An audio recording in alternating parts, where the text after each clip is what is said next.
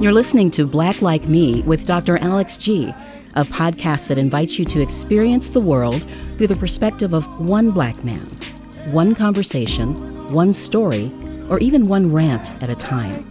Here's Dr. G.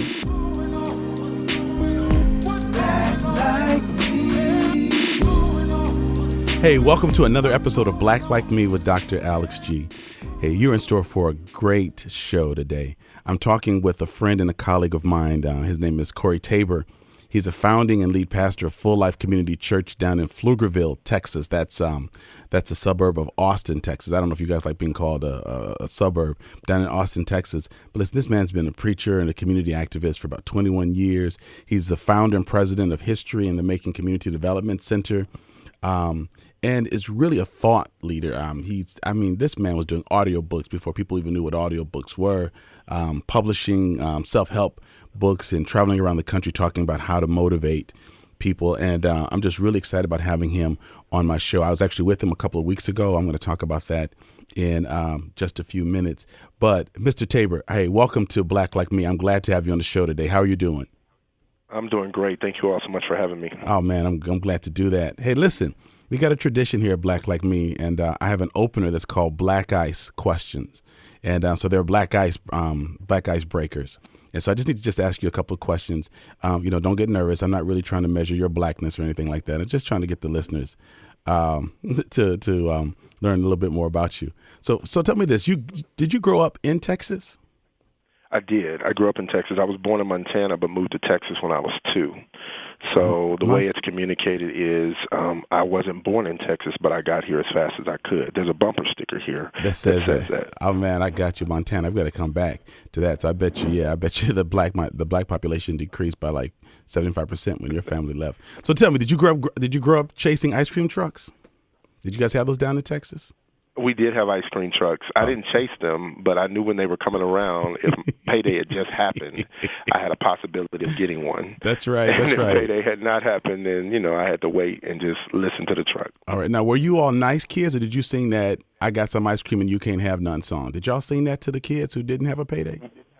We did not sing that to the kids. Okay. We were nice kids. Okay, that's really good, because that song says, I got some ice cream, you can't have none. I won't say the rest. That's kind of mean. Okay. Hey, could you have company when your parents weren't home? Were you allowed to have guests over? No, not really. I mean, we were kind of home alone from the time we were maybe 6 or 7 pretty consistently. So I wasn't supposed to have anybody over. But, there were times where, a couple of friends, and they were good friends, and my parents knew them and their parents. We would have an opportunity to have friends over. All right. Did you drink Kool-Aid or iced tea growing up? Kool-Aid. What flavor? Red. Red. So that's what I love. That's what I love about black people. We don't even say red. Red is not a flavor. I love the way we say that. Hey, can you swim? Can you swim? I can swim. Oh, really? You can swim? Yes, I can swim. Can you swim on your back? I can swim on my back. Okay, you're a real swimmer. All right, what was the wildest thing you were allowed to do to your hair growing up? Jerry curl, S curl, mohawk. What was the craziest thing your parents allowed you to do to your hair when you were growing up? Sporting waves. That's it. Sporting waves. I wasn't allowed to do the curl. Yeah, all I could do was sporting waves, do the waves. I wasn't allowed to do the curl. I wasn't allowed to do the shag. I wasn't allowed to do the ponytail. None of that. It was all shortcut. Taper or fade. Now was that for religious was that for religious purposes, or your parents just didn't want you messing up the gray into your hair? I think it was more religious purposes. Because it wasn't right for a good Christian man to have a ponytail or a jerry curl or stuff like that. Right. Gotcha. When I shaved my head in college and got an earring, they had. Hey, just a couple of more, man. I just want you to know you're tracking well, you're scoring well. Hey, when you grew up, did you play the dozens? No, I didn't. What is the dozens? Like your mama jokes, like we used to call them. My generation, we call them the dozens. A Jones. Oh yeah, we did do mama jokes. Yeah, we did do those. Oh, okay, all right. Now, would you be the one winning that, or would you go home crying because your mama had been talked about so bad? Normally, I wasn't the one winning it because I had a hard time being mean to other people. So needless to say, your mama got talked about a lot. Yes. Got you. Growing up, who's your favorite black comedian? And I was taught not to fight unless I got hit first. So it was like, don't initiate a fight, only respond to a fight. So I got hit, knocked down, and then an adult would come in and move the fight along, and I wouldn't get a chance to fight back. Dude, you got a lot of pent up frustration. We're gonna help you deal with some of that. I'm gonna come back down there to Austin and help you. Hey, who was your favorite black comedian growing up? Probably. Now be careful because your dad might be. I knew you were gonna say the clean one, Bill Cosby, because you didn't listen to Eddie Murphy. You weren't allowed to do that. Murphy or Richard Pryor and those guys. That was after I got out of the house that I was able to begin. All right, man. That's good. Cursing comedians. The cursing comedians. So Corey, you and I have been friends for years, man. You consider me a mentor since your days with InterVarsity, but you and I have reconnected most recently because you're really interested in community development work, and because of the similarities between Madison, Wisconsin, and Austin, Texas. You and I just connected about how do we help community-oriented pastors, particularly African-American pastors, think more holistically about their communities and how to serve 7 days a week and not just 6 days a week. And I was at a function that you put together about 2 weekends ago, where you invited pastors and community leaders for me to talk with them about some of the things we're doing with Justified Anger and Nehemiah and our church. That was a fantastic gathering. So first of all, I just want to thank you for putting that together and for having the heart that you do for bringing the community together for the greater good, man. That was really impressive. Thank you. It was great to have you here, and really excited that the people who were here were able to get to experience what you've done and are able to hopefully connect with you, and we can bring you back and keep it going. Oh, definitely. I want to keep that connection going. Now, you picked me up in the airport that evening. I got in, Wednesday night, I think. I got in late, and I couldn't check into my hotel because we were in Pflugerville, and that was the same day they captured the gentleman they referred to as the Austin bomber. What's his name? Mark Anthony Condit. So that was strange. So just tell me a little bit. What was the city like that day when they captured the guy? Because whatever happened, whether they had extra FBI agents staying over or whether they had the streets shut down, remember, they wouldn't let me check into my hotel. They actually put me into a neighboring hotel. But just what was the city like that day when they caught this guy, the guy that was known as the Austin bomber? It was there was a lot of relief that he was caught, and then there's a lot of distrust that he was actually caught. A lot of people still think he wasn't the mastermind, that he was working on behalf of someone or something else. I was at a forum the other day, and that's one of the African-American women who had been a part of our community for a number of years. She said, I don't trust that it's over. But, all of the evidence says that it's over, but we know how evidence can be, manipulated and used in ways that can make people feel more secure and comfortable. But I can tell you that our city was really on edge. People were contacting me from all over the country, making sure we were safe. People were marking themselves as safe on Facebook. Man. And now how far did he live from where you had me staying? That was just a couple of miles, right? Because you drove me by that area. Literally maybe 3 minutes away. Man. Yeah, maybe 3 to 5 minutes away. Yeah, he was right up the street in downtown Pflugerville. Now, what's interesting is not trying to throw serious shade on this scenario, but when you and I hear about a bombing incident, something like that, our mind does not go to black perpetrators. Like in our heads, we're not thinking, oh, there's probably somebody black behind this. So it's very interesting that we think of certain kinds of crimes. We don't creep into our own minds. But was that the sentiment of African Americans and you spoke with, that there probably wasn't the assumption that until they found this person, that you weren't really thinking this might be a black person that's doing this? Right. We definitely didn't think it was a black person that was doing it. I think anytime I hear about terror, for the most part, I assume their person is not black. I remember when the sniper in Washington, D.C. was caught back in the early 2000s. I remember that. And we found out that the two of them were African-American. I was blown. I was like, wow. I was like, what happened? We don't do this. That's right. They must have gone to a white school or something. We're like, come on. Right. I was blown, and I was also embarrassed. I was like, I can't believe we did this. There's an ownership that I think we often collect as African Americans. Right. I know going to college, I would be in a classroom and I'd be one of the few black people in the class, and I would think, man, I better do well in this class because they're going to think this is how all black people are. And I would get questions like, what do black people think about that? And so I think there's an ownership to what has occurred in our society. And so when the bombings were happening to black and brown people, then we took ownership to that as well, and we took that very personally. Definitely. Now, it's interesting. One of the things I really want to get to is your police chief's response to this person. I mean, he came out talking about this guy like he was a Cub Scout and like maybe he was just having a bad day. And tell me a little bit about how the black community was responding, or help for those folks who are not that familiar with it. The police chief came out rather soft on this gentleman. I mean, is that fair to say, Corey? Yes. I feel like he came off soft on him. He humanized him. Wow. And we don't see that in our community often. Wait, say that again. I like that. You said he humanized him. He humanized him. Yes, he made him a human being who could be relatable to people so that people saw him as a person who had a mental health issue, not as someone who was a terrorist. But when we as African Americans commit crimes, the humanization is normally decreased. Like they'll show a photo of him, and it's one of the best photos they can find of him, making him look like he said a Boy Scout or making him look like a college graduate, which he wasn't. But when an African American does something that is problematic in our community, they find the worst picture. They darken the photo. They'll change the setting. They'll find to their make parents. it look that much more risky and dangerous. Right. And it's very apparent in the way the media portrays what happens in our community. Man, I've seen situations where there's been a black assailant, a perpetrator of certain crimes. They will go and talk about what their parents did, about how the parents were divorced, or their father also had a conviction, or the parents were never married. I mean, I've seen media dive into the background of their parents when these folks are full adults, and so they humanized him so that he's not seen as a threat to the broader community.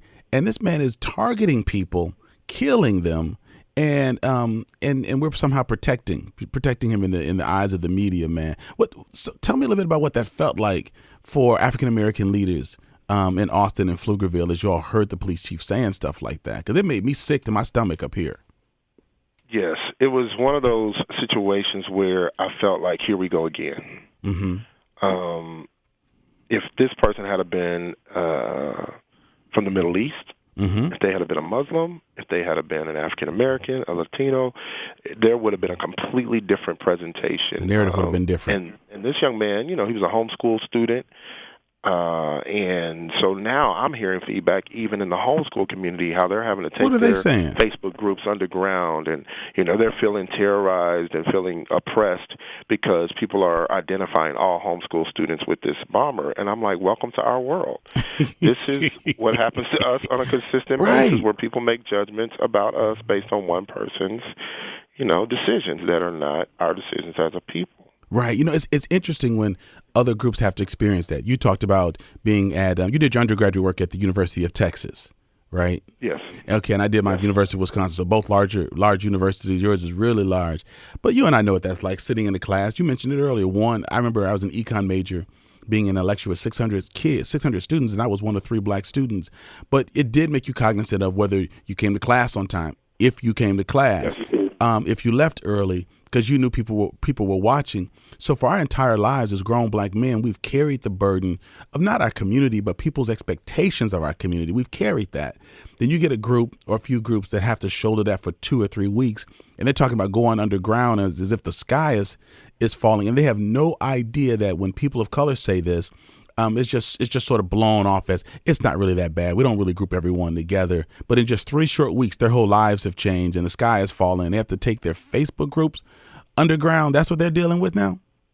Yes, that's what they're dealing with. And they were wanting to make sure that we knew that they were not all like that. And of course, we don't. It's interesting to me that there was an understanding that people would identify people with the behavior of an individual, and I'm like, this is what people do all the time. All the time. But now that the shoe is on the other foot, it's uncomfortable. Right now, they're ready to holler foul, and they don't want to be grouped together. Now, your chief has changed the story a little bit. He's referring to him as a domestic terrorist. What happened? Did he have a dream? Did an angel of the Lord come and speak to him? Or was it the pressure of the NAACP and other groups? What happened to the chief that he decided to call a bomber a bomber? What happened? What'd y'all do to him? Well, first of all, I'll say that he's the interim chief. He's been the interim chief for over a year and a half. Our chief moved to Houston to become the chief in Houston. Okay. And he's possibly going to become affirmed as the permanent chief here within the next couple of weeks. And he's done a lot of work with people in the black community to work on lowering the number of African Americans being, arrested, unfairly, working on getting data to show how often a police officer is brandishing their weapon, how often they're threatening, how the numbers are being. So he's working with a group that we're connected to called Measure Austin, led by a woman named Mimi Stiles, and they have data that shows the type of behavior that police have committed against African Americans and Latinos. And so they're learning, and they're open to learning. And so he had a conversation with Chaz Moore, who runs the Austin Justice Coalition here, about the way that he was communicating about this bomber. And after, a few hours of conversation with Chaz, I think he was able to understand that he needed to change the way he was communicating, not only for his officers, but for the community at large, because the way he was communicating was making it seem as if this person had not committed a very heinous crime. Right. It's interesting, Corey. When you and I push for greater inclusion and diversity in organizations, the police department, school, districts, government, it's because we believe that people of color, and let's just speak specifically about our scenario, African American people can see different sides of a story. So just with this example with this chief, he probably has a son or grandson or nephew who's about the age of Condon and could see where this guy might have gotten off track. But statistics show us that when officers or even bystanders are asked to put an age on an African American child, they typically age that child 3 to 5 years older than they are. So a 13-year-old kid will be said, they will say he looks like he's 18. So there's this thing that's happening that's making our black boys and girls seem more menacing and older than they are. But that's because you don't have enough key black people in position saying, no, that's not true. That's a kid. That's a 13-year-old. But you get this person, this police chief, but he's looking at a young white terrorist, and he sees the good that can be in that kid. But when you and I push for diversity so that we can have black folks who can see the good in blacks who are involved in crime, we're then accused of being soft on crime, letting them go just because they're black, or not being hard on them because they're black. This is clearly double standards. Yes, completely. And it's a lack of identification with people who are not themselves. Right. And so when you have personal relationships with people who are not like you, and then you have corporate relationships with people that are not like you, and then you have systemic relationships with people that are not like you, then you begin to own that not everybody is what we see in the media, and not everybody is what we've experienced in our past. And so because I have relationships with white and Latino people and Asian people, people can't tell me stereotypical things about their communities and get away with it. And that's the issue is, though they may be doing conversations with people of different communities, their network of friends can still be completely isolated. They don't have to deal with black people. They don't have to deal with Latino people. They don't have to deal with Asian people. They can literally build a white world, and without even thinking about it. They can live in a neighborhood that's non-black, and they do it, Hispanic, and people do it, and they do it. Yeah, totally. They don't have to engage or interact with people that are not like them, whereas we have to do that on a daily basis. Well, I hope stories like this or scenarios like the one we're discussing will help to send a message throughout the country. One, we need more people of color in key positions in human services, in courts, in police departments, in boards of education, and inside our schools, because too many of our kids are being seen one way, and we need another perspective to see the potential that our children have, because that can make a huge difference.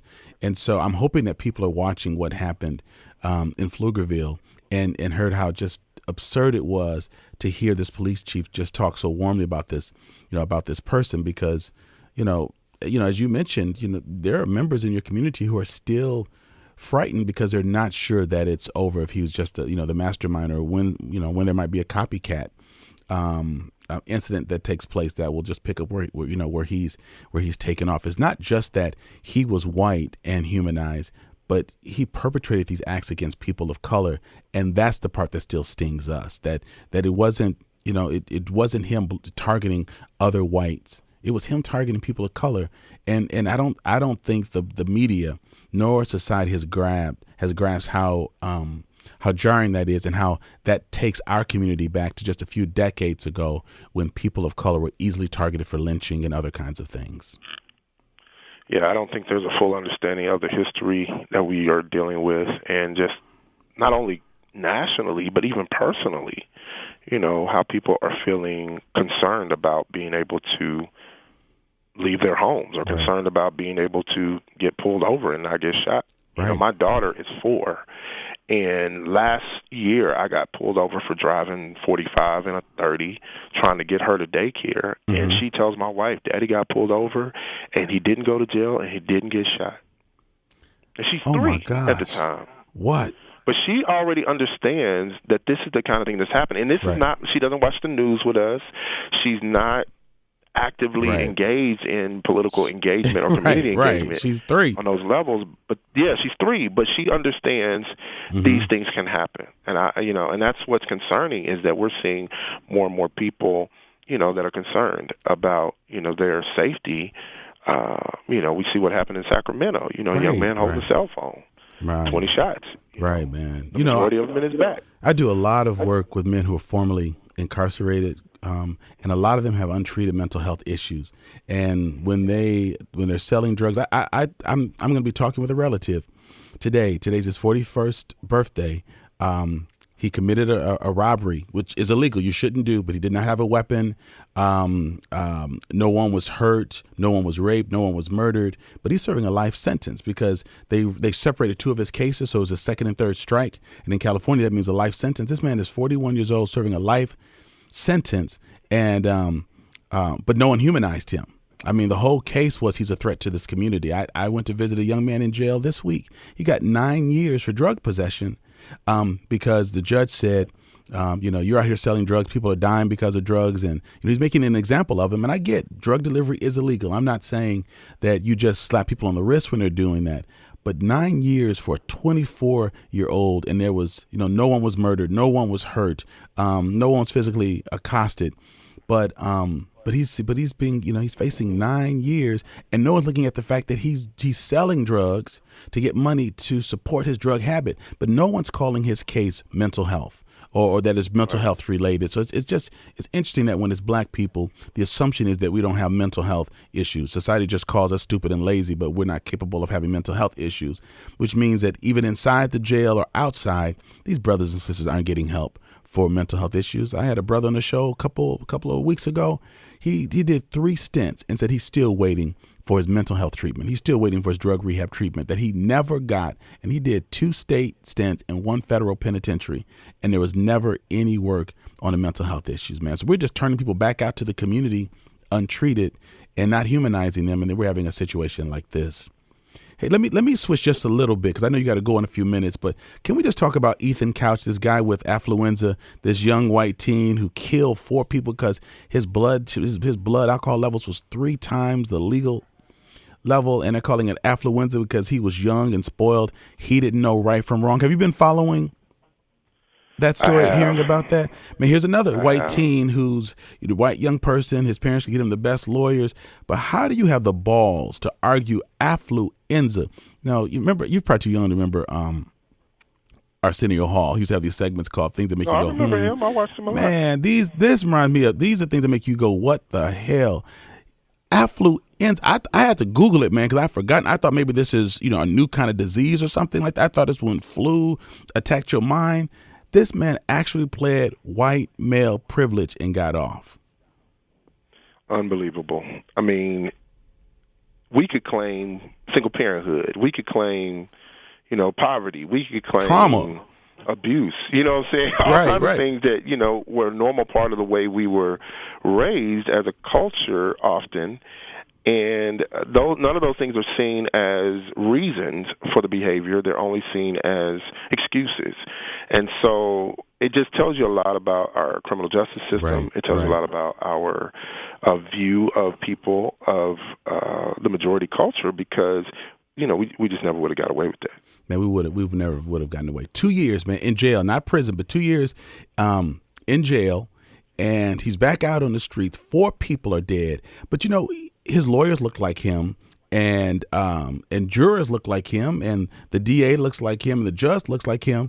But when that happens, people just think it's just justice working. But again, if we push for more black people in the courts, if it were a black judge and a black DA and this stuff happened, folks would have been saying they're not fair. Do they really understand the rules? Did they just look the other way? Is this just black people helping black people? Man, it just feels like we're taking a big step backwards when I see stuff like this. When I think of the 24-year-old who got 9 years and no one died, he's selling drugs to support his habit. And again, I'm not justifying drug delivery or drug addiction, but it's a real thing. This brother's got an illness. He gets 9 years. Man, he's going to be 34, 35 when he gets out. And this boy is out in the street in 2 years back to his life. He's wearing an ankle monitor. And I read one of the articles that says, well, he does have to be home by 9 p.m. Well, that's not ending them 4 kids who died, they never coming home. He has to be home. Right. They said it like it's like, well, let's not just act as if, he's going to have the silver spoon back in his mouth. He does have to be home by 9 p.m. Yeah, unbelievable. Man, his mom's escaped to Mexico with him because he had violated and his mama failed a drug test. Man, this is just really crazy. Do you know how bad they would have talked about black people if the son did something and the mama took him, to Nene and Taisha in them house and hid them out in the city so that the police couldn't find him? Do you know the manhunt that they would have put out for these people if black folks had done this? There would have been so many resources put towards making sure that this did not happen again. And it's just a huge double standard. Man. Listen, Corey, I know that you got to get onto your next meetings, but my guest today on Black Like Me has been Corey Tabor. He's the pastor and the founder of Full Life Community Church. He's a community activist down in Austin, Texas. He lives in Pflugerville, Texas. He travels the country as a public speaker. His expertise is in developing multicultural relationships. His church is a multicultural church. If you go to my website, alexg.com, I will have a link to his website in case you want this gentleman to come and talk about one of his several books that he's authored, or his audio book, or to speak to your group, your Rotary, your NAACP group, your church, your civic group. This man is accomplished. He's responsible for helping to grow mega ministries and churches in the Austin church area. Really, really valued and respected in Austin, Texas, and a personal friend of mine. He and I are looking at doing some good together. And Mr. Tabor, I'm hoping to get back down to Austin soon because you guys give me such a warm reception. I want to just come down and convey more things that we're practicing here in Madison that I think could have some good traction in Austin, Texas. So please give my love to April and your daughter and continue the great work in that community, man. I'm really proud to know you, and I appreciate you for taking our time for being on the show today. No problem. Thank you so much for having me, and I look forward to partnering with you as we move forward. All right, man. Take care. Thank you for listening to today's podcast. You can find out more about Dr. Alex G's amazing work at www.alexg.com. Black Like Me is sponsored by the generosity of the Human Family Unity Foundation.